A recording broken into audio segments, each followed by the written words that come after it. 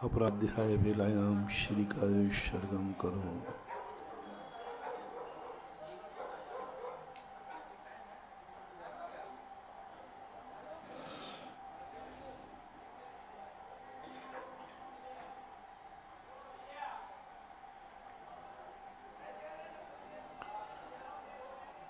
नमो अरिहन्तार्नो नमो सिद्धार्नो नमो आयर्यार्नो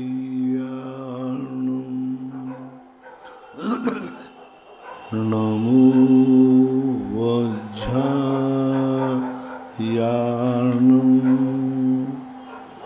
नमो लोये शवशाहूर्णम्।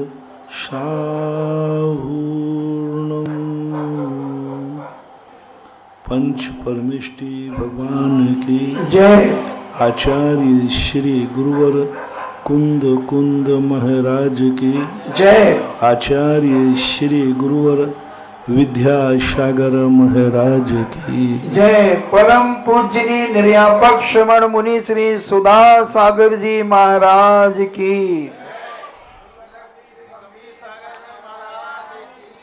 सभी श्रोतागण एवं जिज्ञासु पूज्य श्री को नमोस्तु करें।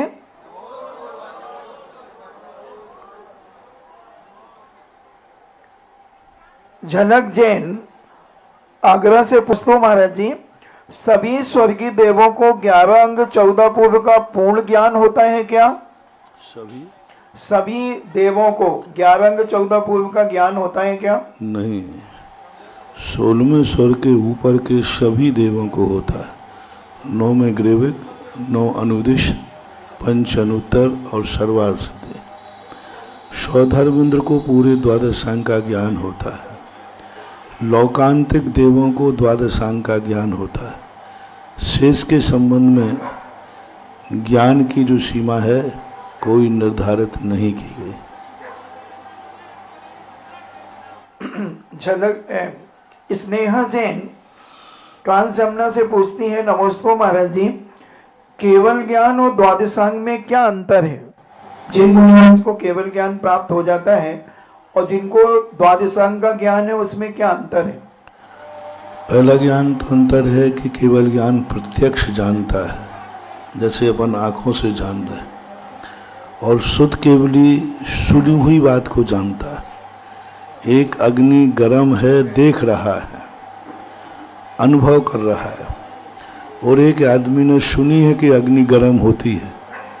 तो शुद्ध केवली भगवान के द्वारा कथित विषय को कथनी से वस्तु को जानते हैं। केवल ज्ञानी प्रत्यक्ष जानता है। केवल ज्ञानी संपूर्ण को जानते हैं। शुद्ध केवली संपूर्ण को न जान करके शुद्ध ज्ञान के माध्यम से विश्वास करता है। दीक्षा जैन हरि पर्वत से पूछती हैं, नमोस्तु महाराज जी, जो पंच परावर्तन होते हैं तो क्या उसमें अनेक बार जीव शुद्ध केवली भी बन सकता है क्या? नहीं, क्योंकि शुद्ध केवली भावलिंगी ही होते हैं, और भावलिंगी में 32 बार ही व्यक्ति भावलिंगी बन सकता है। तो उन पंच परावर्तनों में व्यक्ति का अर्धपुद्गल परावर्तन के बाद तो उनको मोक्ष ही हो जाना, क्योंकि एक बार किसी ने भावलिंगत प्राप्त कर लिया तो वह अधिकतम अर्धपुद्गल परावर्तन काल तक ही जीवित रहेगा, अर्ध संसार में रहेगा, और वो 32 बार से ज़्यादा भावलिंगी मुनिराज नहीं बन सकते। कोई व्यक्ति यदि एक बार भी भावलिंगत प्राप्त कर लिया है तो अधिकतम 32 बार ही भावलिंगी बनेगा। द्रव्यलिंगी अनंतों बार बन जाए। तो भावलिंगी या सम्यक दृष्टि या देशवृत्ति ये पंच परावर्तन नहीं करते हैं, क्योंकि इनका काल ही छोटा रह जाता है। सुंदरी जैन ट्रांस जमुना कॉलोनी से पूछती हैं, नमस्ते महाराज जी, अंतर मुहूर्त में द्वादशांग का ज्ञान कैसे हो जाता है? द्वादशांग का पाठ अंतर मुहूर्त में कैसे पूज्य मुनिवर कर लेते हैं? बीजाक्षरों को लेकर के ओम राम ह्रीम ह्रूम ह्रौम ह्रा अस्या उषा नमः, ये पूरे द्वादशांग का पाठ हो गया। अब अपन को तो ये बीजाक्षर दिख रहे हैं, लेकिन उनको पूरा का पूरा सुना जाता है। जैसे यहाँ कोई साइंस का व्यक्ति बैठा हो और उससे H2 बोल दिया जाए, तो H2 बोलते ही वो क्या समझ जाएगा, पूरा पूरा उसका प्रिंसिपल सब उसको पता चल जाएगा। H2 का अर्थ होता है ऑक्सीजन को किस प्रकार, हाइड्रोजन का, सब पूरा उसको ज्ञान हो जाता है। संक्षेप में उसने H2 को याद किया। इसी प्रकार ये पंच जो बीजाक्षर हैं, पूज्यवर सुखचंद्र महाराज ने ज्ञानार्णव के अंतर्गत इस 5 बीजाक्षरों को संपूर्ण श्रुत का उसमें स्थिति कही गई। फिर भी जो रिद्धिधारी मुनिराज होते हैं वे पूरा पाठ करते हैं विधिवत एक अंतर मुहूर्त में, फिर भी वो थकते नहीं हैं, फिर भी तोतलाते नहीं हैं, फिर भी उच्चारण अशुद्ध नहीं होता है। ये ज्ञान के क्षयोपशम की विशेषता है, ऐसा मानना चाहिए। अविता जैन थांदला से पूछती हैं, नमोस्तु महाराज जी, क्या नया कुछ नहीं होगा, जो अनादिकाल से चलता आया है वही होता रहेगा? बस कुछ मोक्ष मार्गी जीव मुक्त होंगे और सिद्ध बनेंगे, बाकी सब संसार में इसी प्रकार भटकते रहेंगे? सब कुछ नया ही होता है, पुराना कुछ होता ही नहीं। पुराने जैसा होता है, जैसे कि अब एक बल्ब लगा, तुमने 100 पावर का बल्ब लगा दिया, ये बल्ब फूट गया, दूसरा लगाया, तो अपन ये कहेंगे वही उजेला है, लेकिन बल्ब दूसरा है। इसी प्रकार प्रति क्षण आत्मा की पर्यायों की अविभागी प्रतिषेध एक बार नष्ट हो जाते हैं, वो पुनः नहीं होते। यानी जो बीत गया वो बीत गया, काल की कभी पुनरावृत्ति नहीं होती है, निश्चय काल की। अब जो व्यवहार काल होता है, घड़ी के समान है, कांटा बार बार उसी सर्कल में घूमता है, ये तो व्यवहार काल है। इसलिए जो पर्याय व्यतिरेकिणः पर्यायः, पर्याय एक बार द्रव्य से छूट जाती है, वो पर्याय द्वारा लौट के नहीं, तो उसी जैसी आएगी। जैसे अपन मनुष्य पर्याय में हैं, पुनः मनुष्य बनेंगे, इसी जैसे बन जाएंगे, लेकिन वही नहीं बनेंगे। उसी जैसे होना और वही होने में बहुत अंतर है। तो अपन ये उसी जैसी बार बार पर्याय धारण करेंगे, ना कि वही पर्याय होगी। वो तो एक बार नष्ट हो गई तो सदा के लिए खत्म हो गई, अब उसी जैसी दूसरी पर्याय आएगी, ऐसा। राजीव जैन शांति नगर जबलपुर से पूछते हैं, मेरे तीर्थोद्धारक गुरुवर के चरणों में बारंबार नमोस्तु। महाराज जी, किसी कार्य की सफलता में जीवों की भवितव्यता के साथ साथ ईश्वर किस प्रकार सहायक होते हैं? ईश्वर तो सहायक होते ही नहीं, ईश्वर की भक्ति सहायक होती है। ईश्वर वो व्यक्ति है जो किसी के कार्य में अपनी तरफ से कभी सहयोग नहीं करता, वो तो अपने आप सहयोग लोग मान लेते हैं। श्रद्धा और भक्ति, भगवान कभी किसी के लिए ना मंगल है ना अमंगल है। अपन उनको मंगल मानते इसलिए मंगल है, जो व्यक्ति अमंगल नहीं मानता उसके लिए अमंगल है, मंगल नहीं मानता तो अमंगल है। चोर व्यक्ति उसको नहीं मानता है तो उसके लिए कुछ नहीं। तो भगवान एक ईश्वरीय शक्ति वो है जो भक्त के अधीन है। भक्त चाहे तो उनके आलंबन से अपने बहुत सारे कार्य कर सकता है। हम चाहें तो, भगवान चाहें, पहली बात तो उनके अंदर चाहत ही नहीं, वो किसी को किंचित मात्र भी कुछ भी नहीं कर सकते, ना बना सकते हैं ना मिटा सकते। हम मिट सकते और बन सकते उनके निमित्त से, उनके निमित्त से बनेंगे मिटेंगे, लेकिन वो नहीं बनाएंगे मिटाएंगे। जैसे सपोज कीजिए यशोधर महाराज के गले में सर्प डाला राजा शनक ने, तो उनको 7 नरक की आयु का बंध हुआ, तो वो मुनिराज ने कराया कि शनक के खुद परिणामों से हुआ, पर हुआ महाराज के निमित्त से। महाराज के निमित्त से 7 नरक की आयु का बंध हुआ, लेकिन महाराज नहीं कराया। महाराज ने नहीं चाहा कि इसको 7 नरक की आयु मिलना चाहिए। भगवान किसी का कुछ नहीं करते, भगवान किसी का कुछ करते नहीं हैं, भगवान के बिना कुछ होता नहीं है।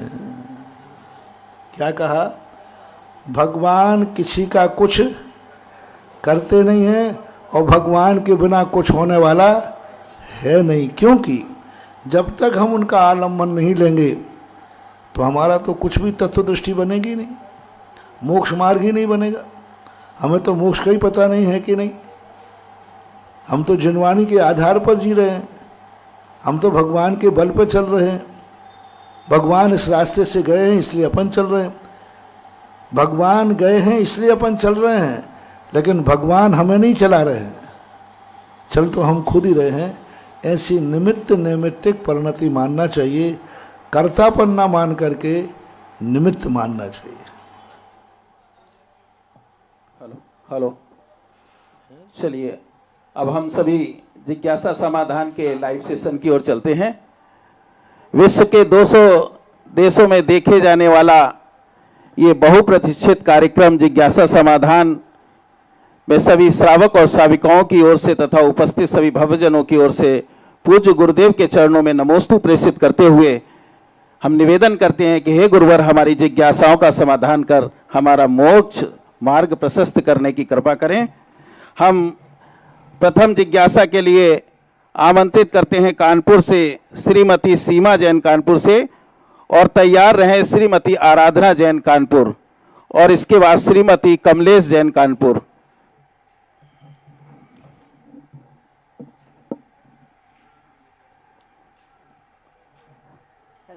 मेरे गुरुवर के चरणों में मेरे तथा मेरे परिवार की ओर से त्रिबार नमोस्तु नमोस्तु नमोस्तु।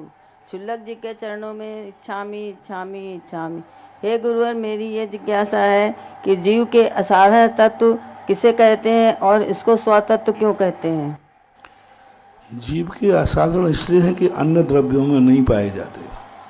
भव्यत्व, अभव्यत्व, जीवत्व, ये उसमें किसी भी द्रव्य में नहीं पाए जाते, इसलिए असाधारण है। असाधारण वो कहलाता है जो उसकी पहचान हो, अन्य द्रव्यों में ना पाए जाने से ये असाधारण है। और स्वयं तत्व इसलिए कहते हैं क्योंकि वो स्वयं के तत्व हैं, दूसरे के तत्व नहीं हैं। पर में उत्पन्न नहीं होते, पर के निमित्त से उत्पन्न नहीं होते। जो परिणाम पर के निमित्त से उत्पन्न होते हैं, पर में उत्पन्न होते, वो पर कहलाते हैं।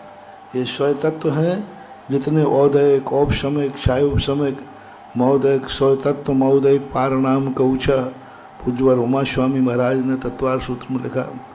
तो आत्मा में ही उत्पन्न होते हैं, अन्य द्रव्यों में उत्पन्न न होने से ये असाधारण है और स्वयं तत्व हैं।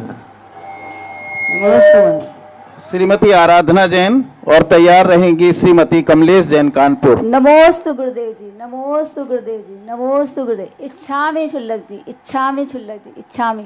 गुरुदेव, हमारा प्रश्न है अलाप पद्धति से। अलाप पद्धति एकांतवाद में संक्रांत दोष 8 प्रकार के हैं, कृपया समझाइए। एकांतवाद में संक्रांत दोष 8 प्रकार के हैं, कृपया समझाइए। संक्रांत दोष वो कहलाते हैं जो अन्य एकांतवादियों के द्वारा होते। जैसे एकांतवादी नित्य मानता है, तो नित्य मानने वाले के साथ ना तो लक्षण बनेगा, ना कार्य कारण बनेगा, और ना ही परिवर्तन बनेगा। यदि एकांतवादी अनित्य मानता है तो फिर अनित्य में अनित्यता घटेगी नहीं। जब कोई नित्य ही नहीं है तो कैसे बनेगा? इस प्रकार से जितने ये मिथ्यात्व के दोष हैं और सम्यक दर्शन जितने हैं, उतने जैसे जितने भी गुण होते हैं आत्मा के, वे सारे गुण घटित नहीं होते हैं, ऐसा मानना चाहिए। श्रीमती कमलेश जैन, और तैयार रहेंगी श्रीमती किरण जैन कानपुर। मेरे आराध्य देव गुरुवर के चरणों में मेरा त्रिबार नमोस्तु नमोस्तु नमोस्तु। परम पूज्य क्षुल्लक जी के चरणों में बारंबार इच्छामी इच्छामी इच्छामी।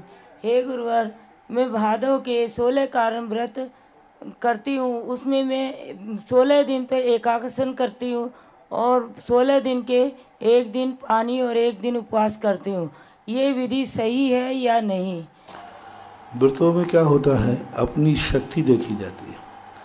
पूर्णता व्रत तो चारों प्रकार के अन्न जल त्याग करके 32 दिन तक का होना चाहिए। जब उतना नहीं बनता है तो एक आहार एक उपवास करना चाहिए। इतना नहीं बनता है तो 32 दिन के एकादशन कर लेना चाहिए। अब इसके बीच की जो विधियां हैं अपने शक्ति प्रमाण किया जाता है। जैसी शक्ति हो वैसा ही करना, उसी के अनुसार नंबर मिलते हैं। श्रीमती किरण जैन कानपुर और तैयार रहेंगे श्री भव्यांश जैन कन्नौज। महाराज जी के चरणों में त्रिवार नमोस्तु नमोस्तु नमोस्तु। क्षुल्लक महाराज जी के चरणों में इच्छामि इच्छामि इच्छामि।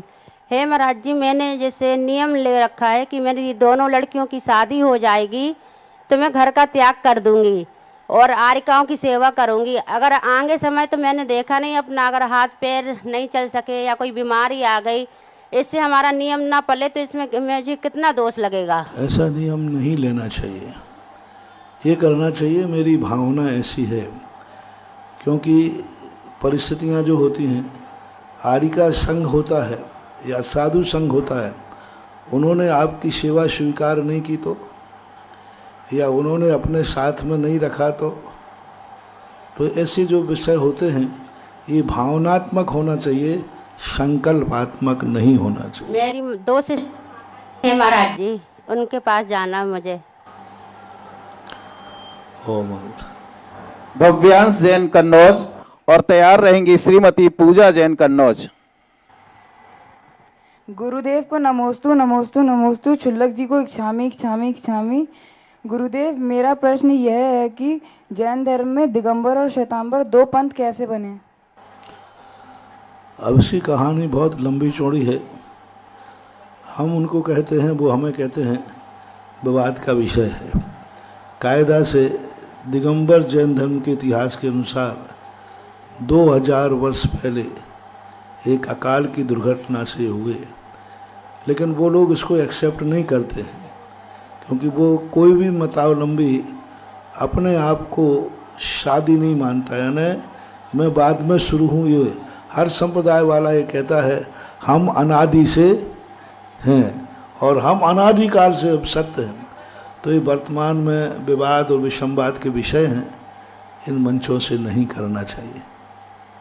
श्रीमती पूजा जैन कन्नौज और तैयार रहेंगी श्रीमती श्रद्धा जैन कन्नौज। नमोस्तु महाराज श्री इच्छामि क्षुल्लक महाराज जी। महाराज जी, मेरी जिज्ञासा ये है कि शास्त्र जी पढ़ने से पहले मंगलाचरण क्यों पढ़ा जाता है? मंगलाचरण के 2-3 कारण होते हैं। एक तो हमारे कार्य में विघ्न ना आए, और जब हम जिस उद्देश्य से हम पढ़ रहे हैं उस उद्देश्य की प्राप्ति हो, पुण्य का वर्धन हो, हमारे ज्ञान का क्षोभसम बढ़े, तो मंगलाचरण एक सगुण कहलाता है। अपने से इष्ट देव को, अपने से पूज्य पुरुषों को स्मरण करने से हमारे कार्य में शुभ सगुण हो जाता है। और मानसिक एक ऐसी स्थिति है कि जब कोई मन से हम किसी को सगुण मान लेते हैं तो उस कार्य में बड़े बड़े विघ्न आते हैं, वो भी टल जाते हैं। पूज्यवर नेमी चंद महाराज ने गोमर सार के अंदर स्पष्ट लिखा कि मंगलाचरण जो है आने वाले विघ्नों को नाश करता है, पुण्य को बढ़ाता है, लक्ष्य को प्राप्त कराने के लिए सूचना देता है, संकेत है। यदि हमारा विशुद्धि पूर्वक मंगलाचरण हो गया और उसमें यदि हमें आनंद की अनुभूति हो गई और उस समय हमारे लिए एक शुभ आया, ओहो मैंने कार्य करते समय अच्छी तरह से भगवान का नाम लिया, अब मेरा कार्य हो ही जाएगा, मैं बड़भागी हूँ जो मेरे मुख से भगवान का नाम निकला, ऐसी अंदर यदि आवाज़ आती है तो निश्चित समझना चाहिए उस कार्य को निर्विघ्न संपन्न होता है। कार्य की निर्विघ्न समाप्ति के लिए मंगलाचरण किया जाता है, जो सगुन के रूप में माना जाता है। श्रीमती श्रद्धा जैन कन्नौज और तैयार रहेंगे सौर्य जैन कन्नौज। गुरुदेव के चरणों में त्रिवार नमोस्तु। इच्छामि क्षुल्लक महाराज श्री। महाराज जी, मेरा प्रश्न यह है कि पुण्य का संचय किन किन तरीकों से करना चाहिए? पुण्य का तरीके के एक धार्मिक पुण्य होता है और एक सांसारिक पुण्य होता है। दोनों तरीके से पुण्य बनते हैं। जब हमारे मन में किसी को दुख देने का भाव नहीं आवे, सबसे बड़े पुण्य का कारण वो बनता है। ऐसा परिणाम, ऐसी क्रिया करने का भाव आवे निरंतर कि मैं जो भी कार्य कर रहा हूँ, हे भगवान, हे आत्मन, किसी आत्मा को मेरे इस कार्य से दुख न पहुँचे, मैं कभी किसी का बुरा ना सोचूं, मेरे द्वारा कभी किसी का बुरा न हो, मैं जो कार्य कर रहा हूँ इसमें किसी आत्मा को दुख न हो, ऐसा परिणाम यदि हमारा निरंतर बना रहता है तो हम निरंतर पुण्य का संचय करते रहते हैं, निरंतर चलते रहते हैं। अब एक होता है पारमार्थिक पुण्य,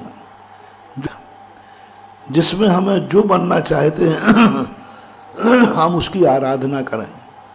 जैसे हम भगवान बनना चाहते तो भगवान को पूजेंगे, साधु बनना चाहते हम साधु को पूजेंगे, हम मोक्ष जाना चाहते रत्नत्रय की पूजा करेंगे। तो जो हम बनना चाहते हैं उसमें जो हमसे पहले बन चुके हैं उनकी पूजा करने में हमें उस प्रकार का पुण्यबंध होता है जिससे हम उस पद को पाने के लायक बन जाते हैं। इसलिए एक सामान्य पुण्य है जो निरंतर बांधना है तो वो अपने परिणामों पर आश्रित है। दूसरा पारमार्थिक पुण्य है, जैसे आप लोगों के यहाँ देव पूजा भक्ति आदि, ये जो नैमित्तिक पुण्य है ये मोक्ष मार्ग के लिए किए जाते हैं।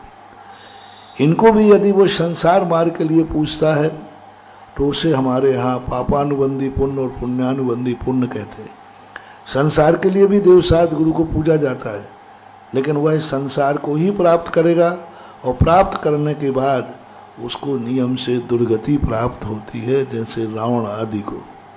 गुरुवर, एक प्रश्न इसी से संबंधित हमारा भी है कि आजकल एक परंपरा चली है कि अभिषेक करने में तो काफ़ी भीड़ होती है, लेकिन कोई भी व्यक्ति भगवान की पूजा नहीं करना चाहता है। और जैसा कि हमने सुना है कि भगवान के गुणों की आराधना करने से बहुत प्रबल पुण्य की प्राप्ति होती है, और जो लोग अभिषेक करके चले जाते हैं और पूजा नहीं करते हैं उनको किस तरह के फल की प्राप्ति होती है? देखो, अलग अलग है।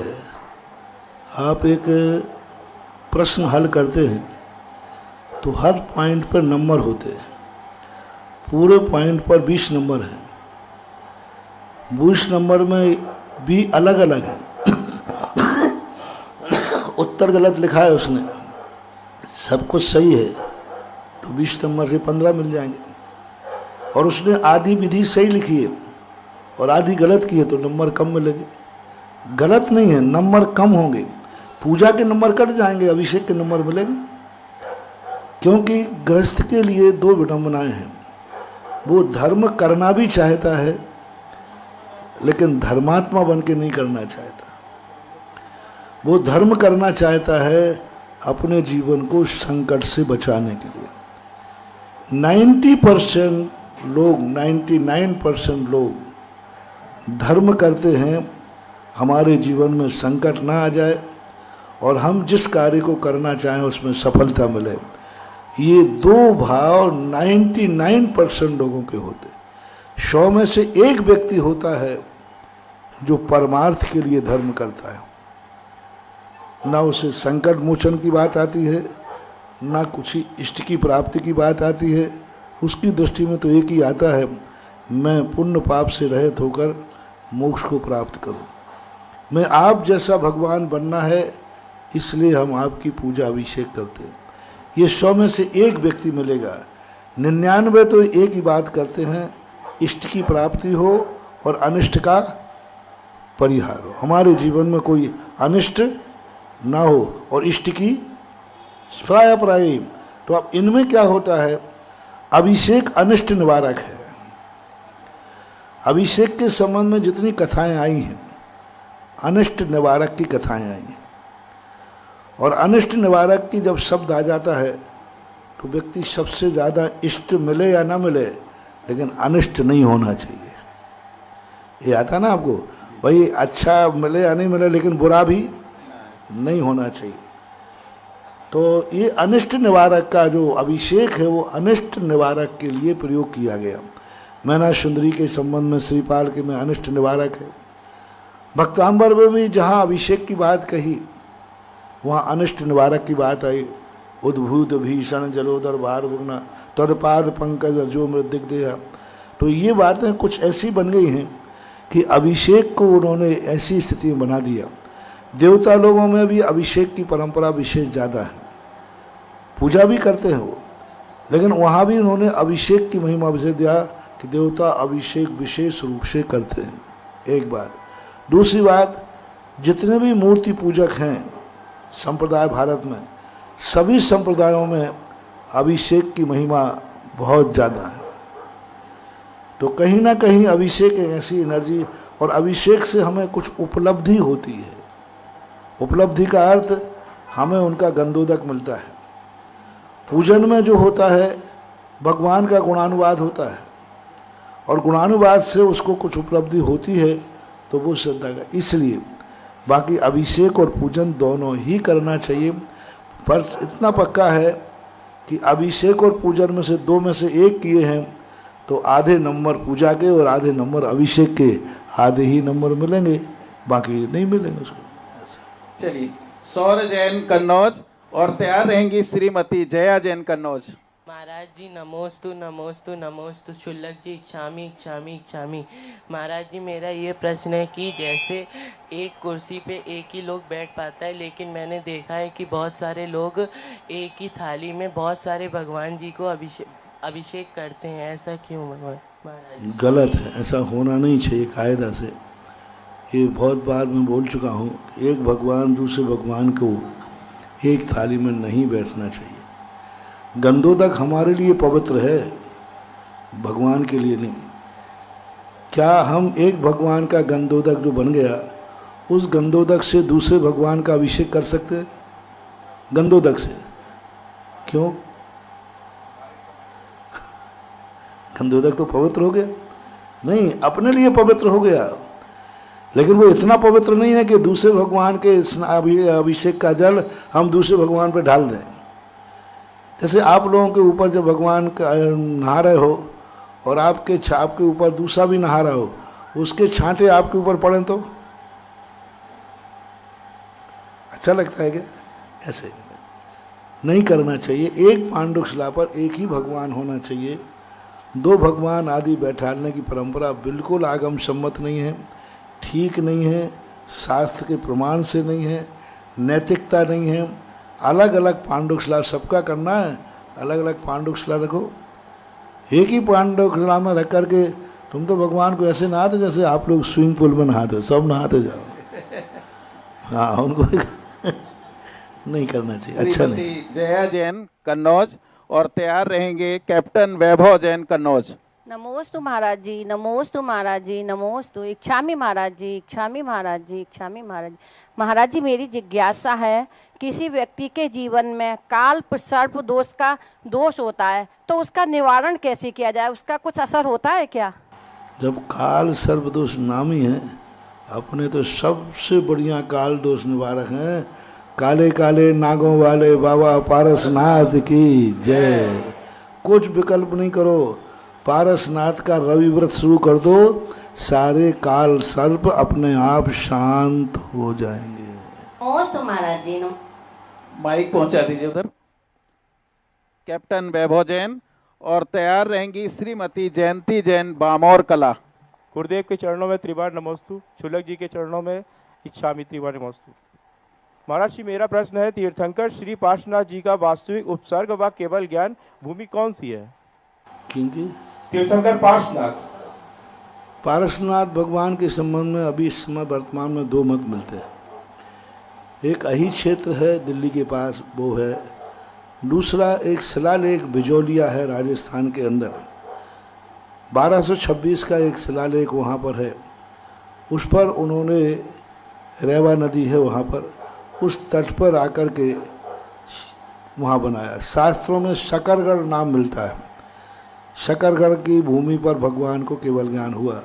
तो जो शकरगढ़ है वहाँ राजस्थान में पास में शकरगढ़ है, बिजौलिया उसी स्टेट में आता है।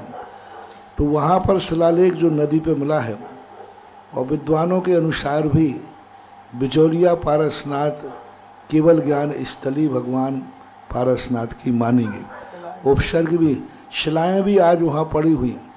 वहाँ का परिदृश्य देख करके लगता है कि केवल ज्ञान स्थली रही।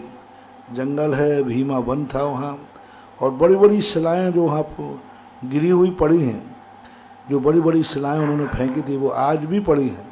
आधा किलोमीटर के दायरे में है, बिल्कुल ऐसे जैसे सूत से आप बर्फी आदि काट देते हैं, ऐसी कटी हुई शिलाएँ पड़ी। मैंने भी वहाँ 2-3 चतुर्मास किए हैं। मुझे भी वहाँ ध्यान किया है कई घंटों बैठ कर के। तो मुझे भी वहाँ अनुभूति हुई कि भगवान पारसनाथ की केवल ज्ञान स्थली होना चाहिए। फिर भी अपन ज़्यादा विषमवाद में न पड़ के अपन को 2 जगह नमोस्तु करना मिलता है तो अपना और अच्छा है, दोनों जगह पुण्य का बंध होता है। एक बार पूज्य गुरुदेव ने कहा था कि हम लोगों ने प्रश्न किया, महाराज 2 मत, बोले अपन तो भगवान की केवल ज्ञान स्थली मान के नमोस्तु करोगे तो उनकी केवल स्थान स्थली कहीं भी हो अपन को पुण्य बंध तो केवल ज्ञान स्थली का ही होगा, क्योंकि अपन ने अर्घ क्या मान के चढ़ाया कि ये भगवान की केवल ज्ञान स्थली है, तो अपन को तो बंध वही होगा। अब उनकी रही या नहीं रही अपने ज्ञान का विषय नहीं है, क्योंकि आज वर्तमान में जितने भी अपने पास स्थितियां हैं ये कोई रिकॉर्ड तो है नहीं, एक परंपरा से चली आ रही, अपन मानते आ रहे हैं, तो अपना काम तो हो ही रहा है। इसलिए अपन दोनों जगह जाएं तो दोनों जगह बढ़िया केवल ज्ञान स्थली मानकर जय हो पारसनाथ भगवान की। नमस्ते। श्रीमती जयंती जैन बामौर कला और तैयार रहेंगी श्रीमती सविता जैन कानपुर। माइक दे दीजिए भैया।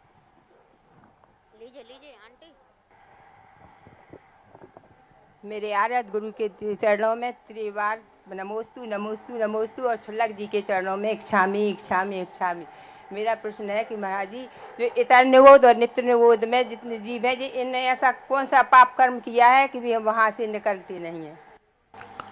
पाप कर्म क्या, उन्होंने पुण्य किया ही नहीं, अच्छे कर्म किए ही नहीं, निगोद में ही पड़े रहते हैं, निरंतर उनके वैसे ही परिणाम बने रहते। अच्छे कर्म करने का उनको मौका नहीं मिल रहा है, अच्छे कर्म करने के लिए उनका कर्म साथ नहीं दे रहा है, यही उनके पाप कर्म का उदय मानना चाहिए। श्रीमती सविता जैन कानपुर और तैयार रहेंगी श्रीमती शिवांगी जैन कानपुर। मेरे आराध्य गुरुदेव के चरणों में त्रिवार नमोस्तु नमोस्तु नमोस्तु। छुल्ला जी के चरणों में इच्छामी इच्छामी इच्छामी। हे गुरुदेव, मेरी शंका है कि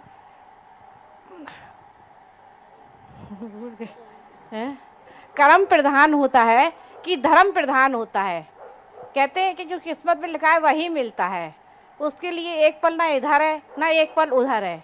तो मेरी शंका ये है कि कर्म ज़्यादा प्रधान होता है कि धर्म प्रधान होता है?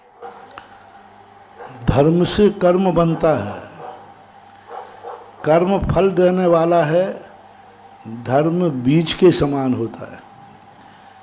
आप लोग जिस प्रकार का प्रश्न है, धर्म बीज बनता है, उस बीज पे जो फल पे कर्म के फल लगते हैं। तो अब प्रधान किसकी है, बीज का है कि फल का है? बीज का। बीज अच्छा है तो कर्म अच्छा फल देगा, और बीज बुरा है तो बुरा फल देगा। और दूसरी बात है, कर्म जो है वह हमारे लिए जो फल देता है उसमें भी हम हीनादिक कर सकते हैं। मान लो हम कुछ गलत कर्म लिखा के लाए और वर्तमान में इतना पुण्य किया कि वो अशुभ कर्म भी शुभ में परिवर्तित हो जाता है, हो सकता है। यदि वर्तमान में हम अच्छे क्षमता भाव रखें तो अतीत में किए हुए कर्म भी पुण्य में परिवर्तित हो सकते हैं, होते ही हैं। श्रीमती शिवांगी जैन कानपुर और तैयार रहेंगे श्री धैर्य जैन कन्नौज। महाराज जी के चरणों में त्रिबार मेरे और मेरे परिवार की ओर से नमोस्तु नमोस्तु नमोस्तु। छुल्लक जी के चरणों में इच्छामी इच्छामी इच्छामी। महाराज जी, हमारा क्वेश्चन है कि ये भक्तांबर की जो रिद्धि सिद्धि मंत्र की जापें होती हैं तो इसको नियम लेके करी जाती हैं कि डेली में भी कर सकते हैं? आपकी श्रद्धा भक्ति के समय के ऊपर है, नियम लेकर के भी कर सकते हैं, कभी मन पड़ा तो भी कर सकते हैं। भक्तांबर एक ऐसे सामान है जिसमें ज़्यादा कोई साइड इफेक्ट नहीं है, क्योंकि वो भक्ति परक है, और भक्ति परक और उपास को मुख्यता लेके किया जाता है, तो उसमें जैसा मन चाहे वैसा कर सकते हैं, दोनों कर सकते हैं। लेकिन फिर भी रिद्धि मंत्र आदि के समय ज़्यादा कोई सिद्धि आदि के लिए नहीं करना चाहिए। सामान्य रूप से अनुष्ठान के रूप में करते हैं, क्योंकि वह रिद्धि मंत्र जब हम अर्घ्य लेकर के या दीप लेकर करते हैं तो उनका इफेक्ट बहुत कुछ साइड इफेक्ट कम होता है। खाली हम करते हैं और उन रिद्धि मंत्रों को जपते हैं तो हमें बहुत कुछ सावधानी रखना पड़ती है। कई चीज़ें ऐसी होती ना कि जिनको यदि थोड़ा सा उनको परिवर्तित कर दिया जाए तो उनकी ताकत कम हो जाती है और शक्ति ऐसी कन्वर्ट हो जाती है कि बहुत अच्छा हो जाता है। इसी प्रकार इन रिद्धि मंत्र आदि को भक्तांबर को या तो अर्घ के साथ पढ़ें या दीपक के साथ पढ़ने पर ये हमारे लिए सुपाच्य हो जाते हैं, अच्छे हो जाते हैं। जैसे कच्चा अनाज खावे और सिका हुआ अनाज खावे, दोनों में क्या अंतर है? बहुत अंतर। तो अनुष्ठान के साथ करने पर ज़्यादा अच्छा रहता है आप लोगों के लिए। उससे शक्तियाँ इतनी निर्बल हो जाती हैं कि आपको साइड इफेक्ट नहीं कर सकते। पूजा में और जाप में और ध्यान में अंतर है। उसी चीज़ को जब हम अर्घ लेकर पूजा करेंगे तो वह अलग प्रभाव दिखाएगा, वो सुपाच्य होगा आप गृहस्थों के लिए। और अर्घ अलग करके हम उसका जाप करेंगे तो उसका प्रभाव बहुत इतना पावरफुल हो जाता है कि हम यदि उसमें थोड़े चूक जाएंगे, जाप में चूक जाएंगे, हमारे लिए साइड इफ़ेक्ट है। पूजा में चूक जाएंगे, साइड इफ़ेक्ट नहीं है, क्योंकि हमारे सामने अर्घ है या दीपक है। ऐसा धैर्य जैन कन्नौज और तैयार रहेंगी श्रीमती नीतू जैन कन्नौज।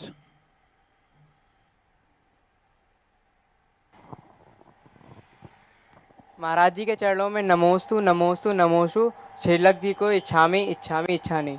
महाराज जी मेरा प्रश्न ये है, मंदिर जी में जब हम दर्शन करते हैं कुछ लोग हमसे जयजनेन्द्र या कुछ बात करते तो हम लोग को तुरंत जवाब देना चाहिए कि नहीं? कैसा जवाब है? कि वो लोग जयजनेन्द्र कर रहे हैं तो हम लोग दोबारा जयजनेन्द्र बोल। भगवान के सामने यदि आप वंदना कर रहे हैं, पूजा कर रहे हैं या मुट्ठी लेकर दर्शन कर रहे हैं, उस समय जयजनेन्द्र न करके बस थोड़ी सी, क्योंकि सामने वाला बुरा मान जाएगा तो हमारे यहाँ 2 नमस्कार और कहे, एक नेत्र नमस्कार कहलाता है, तो यूँ कर, तो ये व्यवहारिकता के नाते थे। श्रीमती नीतू जैन और तैयार रहेंगी श्रीमती ममता जैन कन्नौज। नमोस्तु महाराज जी, नमोस्तु नमोस्तु इच्छामी महाराज जी, इच्छामी इच्छामी। महाराज जी जो तीर्थंकर भगवान होते हैं, उनके दीक्षा कल्याण के बाद उनका आहार कितने बार होता है? इसके संबंध में आगम में 2 मत मिलते हैं। ऐसा स्पष्ट कहीं देखने में नहीं आया कि एक बार ही आहार लेते हैं या बहुबार लेते हैं, ऐसा आदेश वचन नहीं लिखा। शास्त्रों में हम जब देखते हैं तो कुछ आचार्यों के द्वारा अनेक आहार का भी प्रसंग मिलता है। जैसे पूज्यवर गुणभद्र आचार्य ने उत्तर पुराण के अंतर्गत महावीर स्वामी की अनेक चर्याएँ कराई, चंदना का भी प्रसंग आता है और प्रथम आहार राजा का भी प्रसंग आता है। पूज्यवर जिनसेन स्वामी ने हरिवंश पुराण के अंतर भी अनेक प्रकार की चर्याओं का उल्लेख किया कि वो मासोपवास करके आहार को उठते थे, कोई इस प्रकार के आहार को उठते थे। तो ऐसे करके बहुत बार आहार के उल्लेख भी मिलते हैं। कुछ तीर्थंकरों के संबंध में एक बार ही, जैसे ऋषभ देव का है। अब ऋषभ देव का एक बार के आहार के बाद दूसरे बार के आहार का कोई उल्लेख ही नहीं है, क्योंकि प्रथम आहार के बाद लगभग 1 वर्ष कम 1000 वर्ष तक मुनि अवस्था में रहे ऋषभ देव महाराज, लेकिन द्वारा उनका आहार कहाँ हुआ इसका कोई उल्लेख नहीं। प्रथम आहारों का तो उल्लेख सबका है, ऐसा किसी ने नहीं लिखा कि कोई तीर्थंकर ने आहार ही नहीं किए हो। तो अपन यही मानते हैं कि बहुत बार आहार को उठते हैं। ऐसा श्रीमती ममता जैन कन्नौज और तैयार रहेंगे श्री संदीप जैन कानपुर। नमोस्तु महाराज श्री इच्छामी छुल्लक जी। महाराज श्री मेरा प्रश्न ये है कि सहस्त्र नाम का पाठ हमें क्यों करना चाहिए, इसका क्या महत्व है, और किसी कारणवश यदि हम रोज सहस्त्र नाम का पाठ नहीं कर सकते हैं तो क्या हम सिर्फ 100 नाम रोज पढ़ सकते हैं? सहस्त्र नाम है भगवान के गुणों की एनर्जी। एक ही भगवान, एक ही मूर्ति, एक ही एनर्जी वाले नहीं होते। आपने देखा होगा कि एक भगवान है 100 लोग भक्ति कर रहे हैं, तो 100 लोगों के इच्छाएं भिन्न भिन्न हैं कि एक समान है, तो वो उसी प्रकार की एनर्जी जा रही है। एक व्यक्ति की सोच अलग है तो उसको अलग एनर्जी जा रही है। तो एक ही मुद्रा एक समय में भगवान की अनेक गुणों को देने वाली होती है। यानी भगवान के कितने स्वरूप हैं, वो 1008 नाम नहीं है, वे गुण हैं। अब एक गुण को लेकर के हम भगवान की भक्ति करेंगे तो हमें भगवान की मूर्ति से उसी प्रकार की शक्ति मिलेगी, बाकी सब शक्ति गौण हो जाएंगे। जैसे हमने एक प्रकार समझाया था कि मात भगवान को आदिनाथ को याद नहीं कर रहे, अशोक वृक्ष युक्त आदिनाथ, उसमें भामंडल गौण है, छत्र गौण है, तब उस मूर्ति अलग रूप बदल देगी। यदि हमने अशोक वृक्ष के नीचे भगवान बैठे हैं तो उस समय भगवान की एनर्जी हमें अनिष्ट निवारक होगी।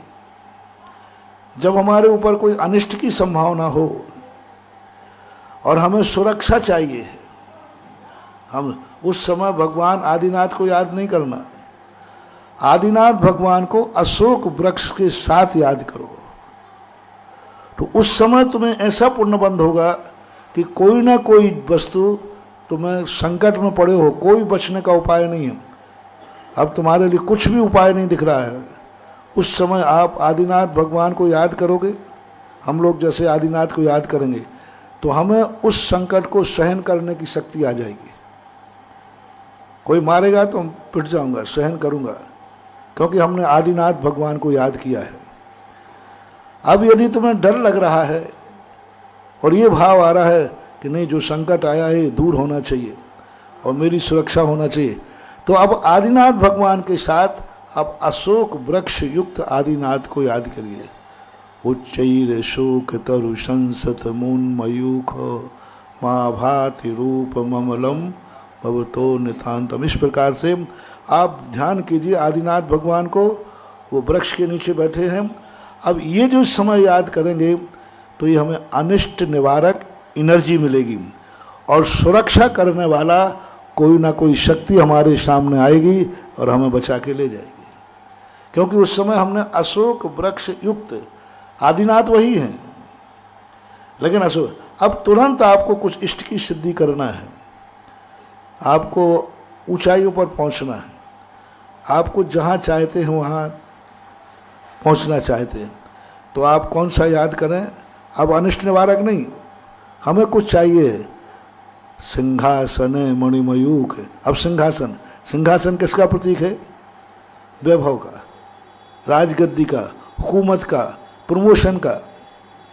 अब उस समय हम उसका ध्यान करेंगे सिंहासन का, तो उस समय हमारे लिए एनर्जी वो प्राप्त होगी।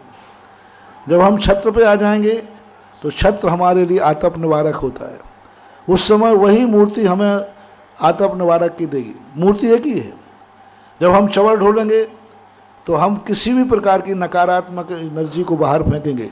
कोई मुझे बद्दुआ दे रहा है, जब जैसे आपको लगे कि कोई मेरा बुरा विचार रहा है, इस समय कोई मुझे बद्दुआ दे रहा है, मेरे कार्य को विघ्न डालने का प्रयास कर रहा है और मेरे लिए नकारात्मक सोच कर रहा है, आप कुछ नहीं करना, आपको कुछ विनाश नहीं करना।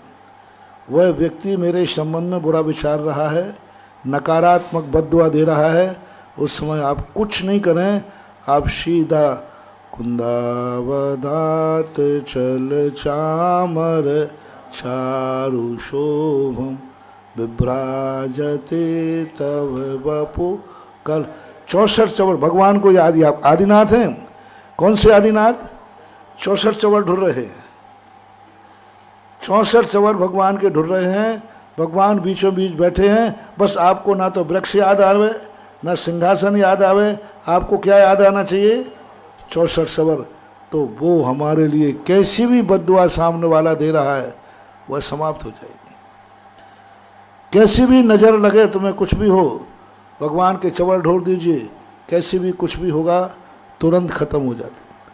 तो ये जो अलग अलग रूप होते हैं भगवानों के, इनकी सबकी एनर्जी अलग अलग होती है। 1008 जो रूप हैं भगवानों के, ये सहस्कूट ऐसे नहीं बनते।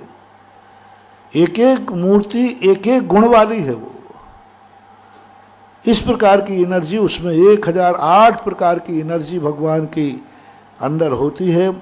ऐसा सहस्र नाम आपका माना जाता है। और आप ठीक है 100 पढ़ें तो पढ़ सकते, कोई बाधा नहीं है। 1 पढ़ें तो 1 पढ़ सकते, जैसे नमोस्तु गुरुवर।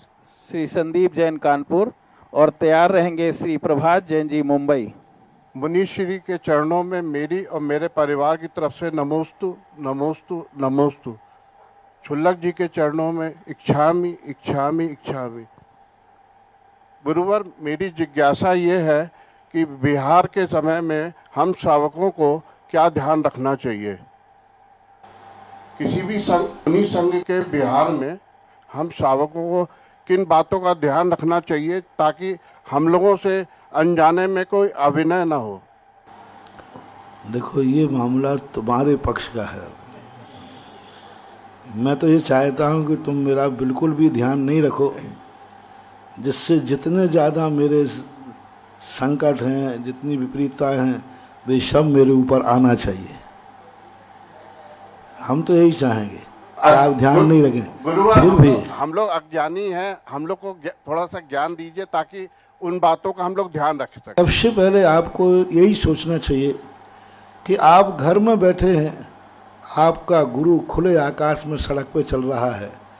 उस समय उनकी किस प्रकार की सुरक्षा, ये सोचना है कि महाराज जिस रास्ते से गुजर रहे हैं और उस समय उनके ऊपर कोई भी संकट आ सकता है और आप घर में बैठे हैं, तो उस समय आपका कर्तव्य है, जब महाराज सड़क पे हैं तो आपको भी सड़क पे होना चाहिए।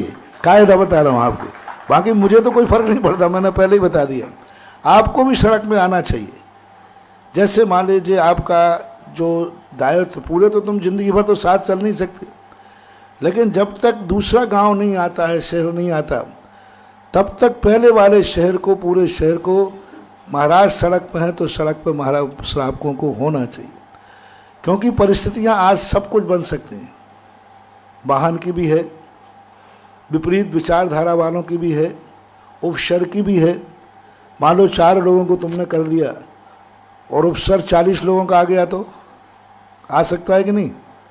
आ सकता है, कोई भी चीज़ बन सकती है। तो उस समय आपका कर्तव्य एक ही है कि हमारे महाराज हमारे नगर से, सड़क से निकले हम, जब तक उसकी दूसरी जिम्मेवारी न ले तब तक पूर्व गांव वालों को, महाराज को नहीं छोड़ना चाहिए। दूसरी बात, आपको ये भी देखना चाहिए कि हमारे दिगंबर मुनिराज सड़क पर चल रहे हैं, हजारों अजन लोग देखेंगे तो उनको यही रखना चाहिए कि जैनियों के महाराज ऐसे ही अकेले नहीं घूमते हैं, हजारों लोग साथ चलते हैं। ये धर्म की बहुत बड़ी प्रभावना होती है। जब आप सड़क पे महाराज चल रहे हैं, चलने तो महाराज को अपने पैरों से, तुम्हारे कंधे पे नहीं बैठने वाले, लेकिन प्रभावना किसकी होगी? श्रावक की। अरे भाई, जैन मुनिराज जो हैं, श्रावक लोग, उनको अकेला नहीं छोड़ते। देखो भाई, सड़क पर चलते हैं, अकेले पैरों से चल रहे हैं, लेकिन हजारों लोग आगे पीछे चल रहे हैं। यह देख करके अजैन लोगों के मन में आप श्रावकों के प्रति बहुमान जागता है और धर्म के प्रति श्रद्धा जागती है। और उस समय उनके मन में भाव आता है कि देखो जैन मुनि के प्रति, जैन श्रावक देखो, सब लोग देखो जो कभी नंगे पैर नहीं चलते, कभी पैदल नहीं चलते, और महाराज चल रहे हैं तो महाराज के साथ चक्रवर्ती भी चलते हैं, सब चलते थे। इससे तुम लोगों का मान बढ़ता है। और ये श्रावकों को यही नहीं सोचना चाहिए, श्रावकों को अब महाराज तो पैदल चल ही रहे हैं, क्या करेंगे चलकर अपन? 2 व्यक्ति चलो तो चलेंगे, 200 चलो तो चलेंगे, महाराज तो आ ही रहे हैं, जाकर आ ही रहे। नहीं, सवाल ये नहीं है कि महाराज को कितने व्यक्ति चाहिए, सवाल ये है कि तुम महाराज के साथ 2 कदम चल सके हो या नहीं चल सके।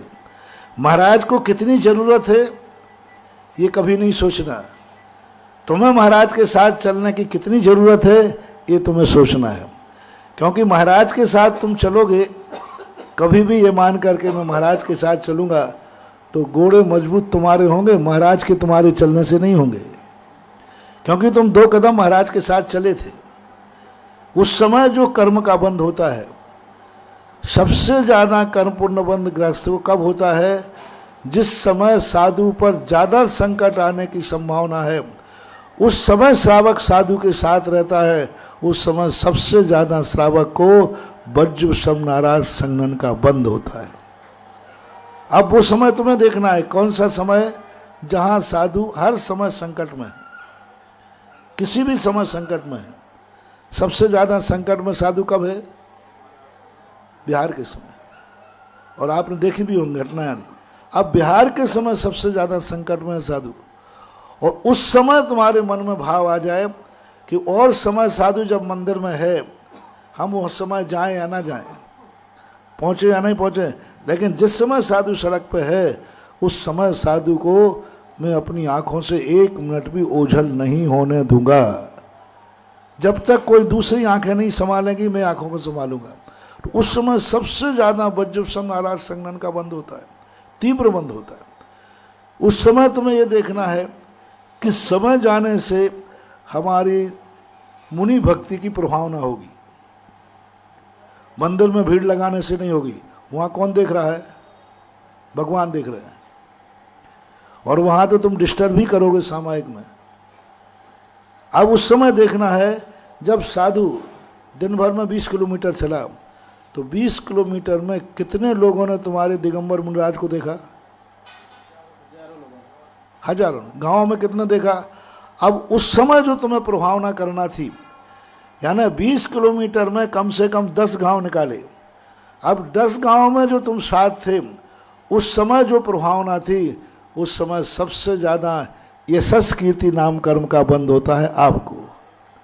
यशस कीर्ति, क्योंकि तुमने उस समय अपने साधु को इतनी गरिमापूर्ण से विहार कराया, इतनी गरिमा से पूर्ण कराया कि जो 10 गांव के लोग देखकर दंग रह गए कि ऐसे भी बिहार होते हैं, ऐसे भी लोगों की धारणा होती है। तो बिहार सबसे ज़्यादा तुम्हारे लिए पुण्य बंध का कारण बनता है, गृहस्थ के लिए सबसे ज़्यादा, ऐसा मानना चाहिए।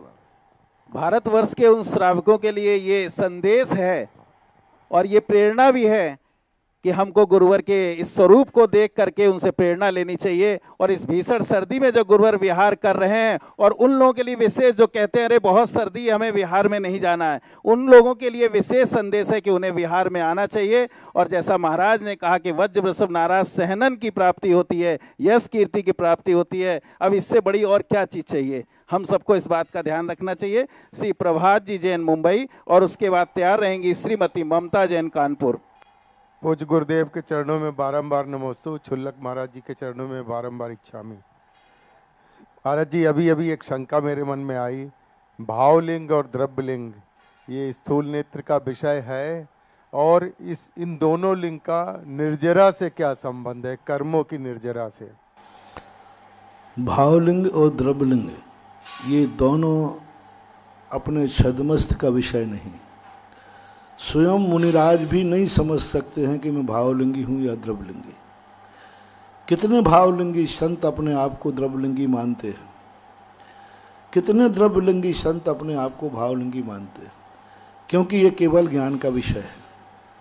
अब हमारे आगम में जो कहा है पूज्यवर कुंद कुंद भगवान ने कि तुम मुनिराज की 28 मूलगुणात्मक चर्या को देखो, और 28 मूलगुण की चर्या आपने देख ली तो आपके लिए वही भावलिंगी संत है, वही भावलिंगी मान करके ही मानना चाहिए।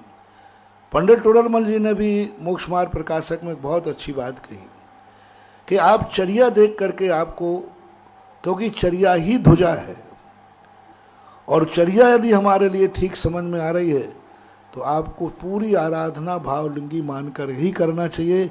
वो क्या है हमारे ज्ञान का विषय नहीं।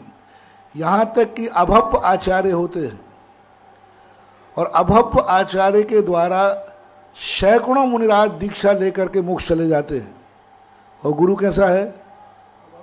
अभप मिथ्या दृष्टि है। अभप मिथ्या दृष्टि से किसी शिष्य ने दीक्षा ली और वह शिष्य केवल ज्ञान प्राप्त करके मोक्ष चला गया, क्योंकि वो भी नहीं जान पाया कि मेरे गुरु कैसे हैं, अभव्य थे। उसने तो महाराज की चर्या देखी, वीतरागता देखी, और उन्होंने उपदेश सुना और कल्याण कर गया। जब समोषण में जाते हैं तब पता चलता है कि ये भव्य है या अभव्य है, उसके बिना नहीं पता चल सकता है। निर्जरा का जो है, निर्जरा तो असंख्यात गुणी निर्जरा नियम से भावलिंग के साथ ही है। द्रव्यलिंग के साथ अकाम निर्जरा होती है जो मोक्ष मार्ग में कार्यकारी नहीं है। अकाम निर्जरा का अर्थ होता है उस निर्जरा से हमें स्वर्गादिक की प्राप्ति होगी, मोक्ष की प्राप्ति नहीं होगी। निर्जरा का संबंध तो भावलिंग से ही है, लेकिन भावलिंग द्रव्यलिंग से अलग नहीं पाया जाता। कोई कहे कि द्रव्यलिंग नहीं है तो भावलिंग अकेला हो सकता है, नहीं, द्रव्यलिंग तो मस्ट है। द्रव्यलिंग के बाद फिर भावलिंग होना जरूरी है, ऐसी बात मानना चाहिए। और महाराज जी द्रव्यलिंग कभी भी भावलिंग में परिवर्तित हो सकता है? अरे खूब, एक क्षण में।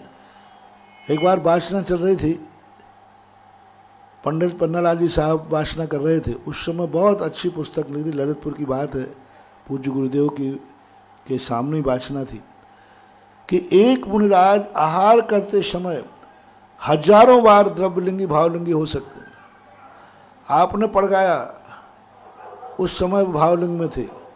आप परिक्रमा लगा रहे थे, उनका गणस्थान गिर गया, द्रव्यलिंगी हो गए। और जैसे ही अंदर पूजा करने गए पुनः भावलिंगी हो गए। क्षण क्षण में परिणाम है। आप खुद अपने परिणामों से देखिए, कभी कभी आपके भी इतने अच्छे परिणाम होते हैं, बहुत बड़ा है, और कभी कभी परिणाम निकृष्ट होते हैं कि नहीं। बस यही स्थिति यहाँ होती है। परिणामों का खेल है, गुण स्थान परिणामों का खेल है। जैसे आप लोगों के परिणाम बहुत अच्छे, कभी कभी इतना अच्छे हो जाए, कभी कभी बुरे हो जाए। मुनि महाराजों का भी यही होता है, कभी कभी वो इतने अच्छे परिणाम में आ जाते हैं कि अपने मूल गुणस्थान में, कभी कभी उनके परिणाम भी बिगड़ जाते हैं तो उनका गुणस्थान गिर जाता है। पुनः बोले आई एम सॉरी प्लीज। जैसे उदाहरण के लिए एक उदाहरण आता है कि एक मुनिराज थे, ठाकुर थे, वो जिंदगी भर बंदूक टांगते थे। और बंदूक टांगने वाला कहते जैसे उसका हाथ कहाँ जाता है, जहाँ रखना बंदूक। तो वो दीक्षा हुई, दीक्षा लेने के बाद नए नए दीक्षित थे, तो आप ग्रास दे रहे थे, ग्रास, और वो ग्रास नीचे गिरा। नीचे गिरने वाला नीचे गिर जाता बंदूक, तो बंदूक कहाँ से आई थी? अब जिस समय ये भाव आया उस समय उनका गुणस्थान गिर गया और तुरंत अरे मैंने ये क्या कर लिया, हो मैं कैसा पापी हूँ, मेरे परिणाम। अब पूर्व संस्कार से कसाय उदय में आई, तुरंत रोने लगे, पश्चाताप कर लिया, गुरु पहुंच गए, तुरंत गुणस्थान कहाँ पहुंच गया, ऊपर पहुंच गया। तो ये गुणस्थानों का खेल है। परिणामों में अपन नहीं कह सकते हैं कि आज परिणाम गिरा हुआ है तो कल भी उनका गिरा हुआ रहेगा, नहीं, एक अंतर मुहूर्त में भी अपने परिणामों को वो संभाल लेते हैं। प्रतिक्रमण क्या है? प्रतिक्रमण यही है, प्रतिदिन में परिणामों को संभालने का प्रतिक्रमण में मौका मिलता है। प्रतिक्रमण में उनका उपयोग चल गया, अरे आज मेरे ये दोष लगा है, यही तो यहाँ कह रहे हो, तस्मित् क्षामि दुक्कडम, गुणस्थान बदल गया।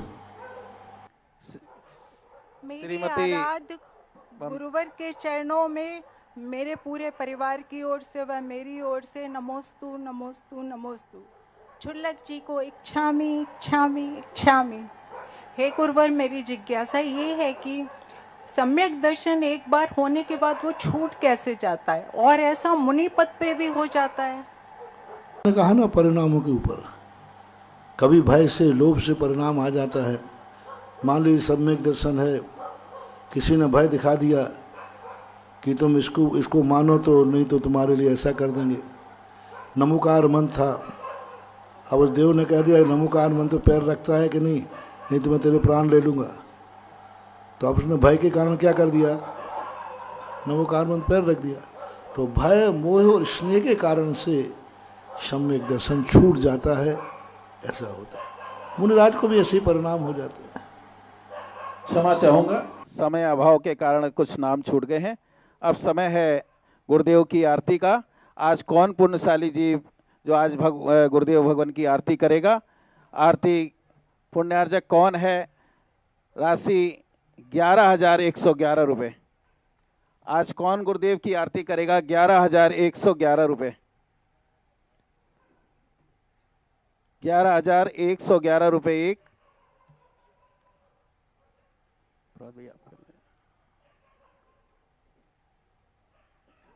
प्रभात जैन मुंबई जी आज के आरती के पुण्यार्जक हैं, वे आगे आ जाएं आरती के लिए।